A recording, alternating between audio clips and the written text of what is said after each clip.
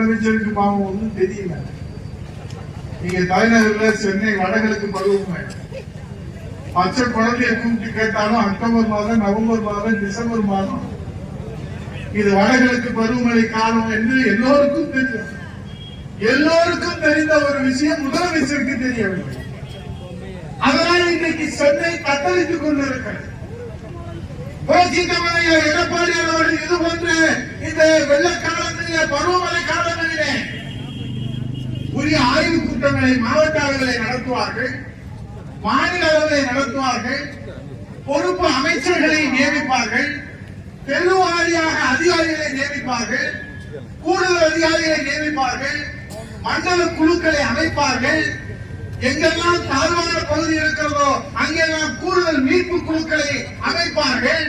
அதன் மூலமாக மழை பொழிகிற போது அந்த மக்களை பாதுகாப்பாக மீட்டெடுப்பதிலே இந்த நாட்டிலே முன்னுதாரணமாக இருக்கிற அரசு புரட்சி தமிழர் ஐயா எடப்பாடியார் தலைமையிலான அம்மாவுடைய அரசு ஒரு உயிரிழப்பு இல்லாமல் வெள்ள காலங்களிலே பாதுகாப்பு கொடுக்கிறது.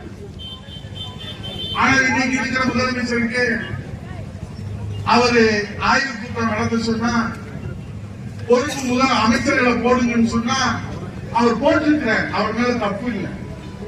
ஆனா வடகிழக்கு பருவமழைக்கு போடல. அவங்க மகன் உதயநிதி ஸ்டாலினுடைய சேலம் மாநாட்டுக்கு அங்கே பட்டாபிஷேகம் சுட்டுகிற அந்த சேலம் மாநாட்டுக்கு அமைச்சர்கள் குழுவை அமைத்திருக்கிற இந்த முத்துவேல் கருணாநிதி ஸ்டாலின் உண்மையிலே மக்கள் மீது அக்கறை இருக்குமானால் இந்த சென்னையில 4 மாவட்டங்கள் பாதிக்கப்பட்டிருக்கிறது, அவர்களுக்கு நீங்கள் கொடுக்க அமைத்திருக்க. இங்க நாங்க என்ன கேட்கிறோம்? 18ஆம் நாள் வரை தண்ணியை திறந்து விடுங்க.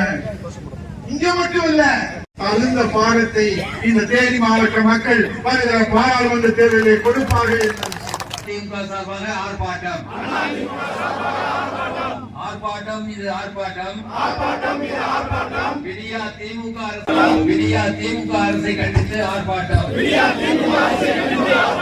வஞ்சிக்காதே, வஞ்சிக்காதே.